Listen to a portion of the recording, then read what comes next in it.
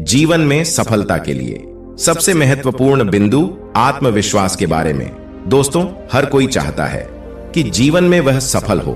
अपने कार्य क्षेत्र में मेहनत और काबिलियत का महत्वपूर्ण स्थान होता है, परंतु यदि हमारे अंदर आत्मविश्वास नहीं है तो हमारे द्वारा की गई मेहनत और हमारे काबिलियत का कोई बहुत ज्यादा महत्व नहीं रह जाता है, क्योंकि हमारे अंदर जो काबिलियत है वह बिना आत्मविश्वास के बाहर नहीं आ सकती।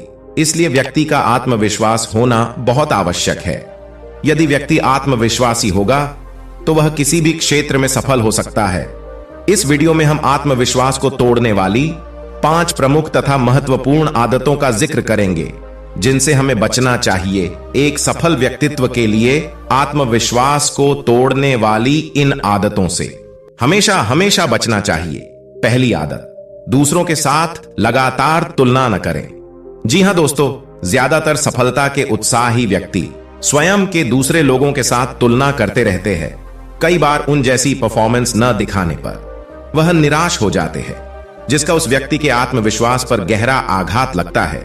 इसलिए हमें चाहिए कि हम हर समय दूसरों के साथ अपनी तुलना न करें। ईश्वर ने प्रत्येक व्यक्ति को एक अलग ही व्यक्तित्व में डाला है, क्योंकि कह सकते हैं कि प्रत्येक व्यक्ति अपने आप में अलग होता है। यदि एक कार्य कोई दूसरा व्यक्ति कर सकता है तो यह जरूरी नहीं है कि पहला व्यक्ति भी वही कार्य उसी तरह कर सके। लगातार दूसरों के साथ तुलना करने से आत्मविश्वास कम हो सकता है। इसलिए व्यक्ति को लगातार दूसरों के साथ तुलना करने से बचना चाहिए। दूसरी आदत, असफलता को दिल पर लेना। यदि आप किसी प्रकार से किसी कार्य में प्रथम बार या द्वितीय बार सफल नहीं भी होते हैं तो भी अपनी असफलता को दिल पर नहीं लेना चाहिए, क्योंकि यदि हम असफलता को दिल पर लेते हैं तो हमारे मस्तिष्क में पॉजिटिविटी की जगह नेगेटिविटी ज्यादा आ जाती है। इसी नेगेटिविटी से बचने के लिए व्यक्ति को कभी भी असफल होने पर उसे दिल पर नहीं लेना चाहिए। इसलिए हमें शुरुआती असफलता को ज्यादा दिल पर नहीं लेना चाहिए। तीसरी आदत, खुद को नेगेटिव विचारधारा वाले लोगों से दूर रखना। हमारे आसपास नेगेटिव और पॉजिटिव दोनों प्रकार की विचारधारा वाले लोग रहते हैं। कुछ लोग ऐसे होते हैं जो हमारी असफलता को भी सफलता की ओर बढ़ने के लिए प्रेरित करते हैं, और कुछ ऐसे लोग भी होते हैं जो हमारी असफलता को बार बार भुलाने का प्रयास करते हैं और हमें निराश करते हैं। ऐसे नए नेगेटिव विचारधारा वाले लोगों से अपने आप को हमेशा हमेशा बचाना चाहिए, क्योंकि कहा भी गया है कि जैसा करोगे संग वैसा चढ़ेगा रंग। इसलिए हमें सफल लोगों का संग करना चाहिए, या यूं कहे तो सफल लोगों के जीवन से प्रेरणा लेनी चाहिए, भले ही वह हमारा शत्रु ही क्यों ना हो। चौथी आदत, खुद पर दया करना। जी हां दोस्तों, मनुष्य की सबसे बुरी आदत है खुद पर दया करना। कोई भी दिव्यांग व्यक्ति अपनी दिव्यांगता पर कभी आंसू बहाते हुए नहीं देखा जाता है, क्योंकि वह जैसा भी होता है अपने आप से संतुष्ट होता है, परंतु दूसरे लोग उसकी दिव्यांगता को उसका दुख और कष्ट बनाकर उसके सामने रोना रोते हैं, जिससे वह दिव्यांग व्यक्ति भी उस कष्ट और दर्द को महसूस करने लगता है। ठीक इसी प्रकार से यदि हमारे अंदर हमारी अत्यधिक मेहनत के बाद भी किसी प्रकार की असफलता होती है, और यदि हम उस असफलता के कारण अपने स्वयं पर दया करते हैं, तो इससे बड़ा स्वयं का शत्रु कोई और नहीं हो सकता है। इसलिए कभी भी स्वयं पर दया न करें। ऐसा करने से आपका आत्मविश्वास न केवल बना रहेगा अपितु बढ़ेगा भी। पांचवी आदत, लगातार ज्यादा सोचना।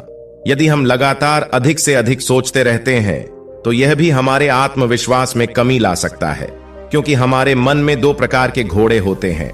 एक घोड़ा सकारात्मक सोचने वाला और दूसरा घोड़ा नकारात्मक सोचने वाला। यदि हम लगातार सोचते रहते हैं तो कहीं ना कहीं हमारे मन में नकारात्मक सोचने वाले घोड़े की पावर बढ़ती है।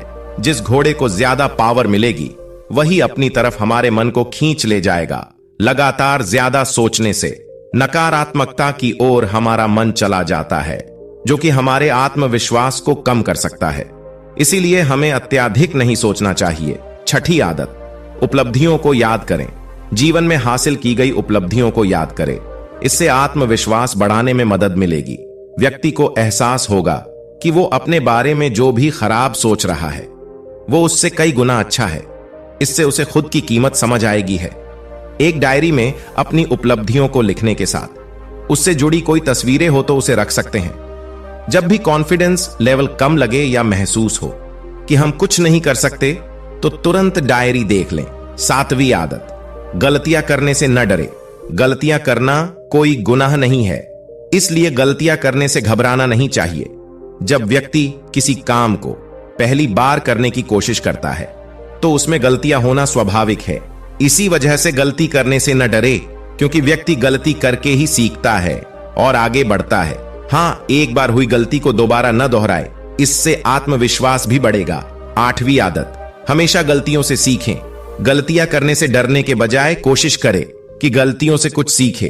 गलती हर किसी से होती है, लेकिन इसका अर्थ ये नहीं है कि इस बात से निराश हो जाए। इस बात का ध्यान रहे कि गलती करने के बाद लक्ष्य को हासिल करने की कोशिश को नहीं छोड़नी चाहिए। गलतियों से सीखे और आगे बढ़ने का प्रयास करें, इससे आपका आत्मविश्वास नहीं डगमगाएगा। 9वीं आदत, परफेक्शन की चाहत न रखें। परफेक्शन का मतलब यह नहीं होता है कि खुद को बेहद ज्यादा परेशान करें। ऐसा करने से अपने लक्ष्य से भटक सकते हैं। अगर आप हमेशा सोचेंगे कि हर काम परफेक्ट हो, तो ऐसा नहीं हो सकता है। इससे दिमाग में टेंशन बनी रहती है और काम भी गलत हो सकता है। इसी वजह से कोशिश करें कि ज्यादा प्रेशर में रहने के बजाय आराम से काम करें। इससे काम भी सफल होगा और आत्मविश्वास भी बढ़ेगा। 11वीं आदत, सही शब्दों का चयन और बोलने की कला। सबसे जरूरी बोलने की कला सीखना है। आत्मविश्वास बढ़ाने के लिए यह जरूरी कदम होगा कि जिसे अपनाना चाहिए।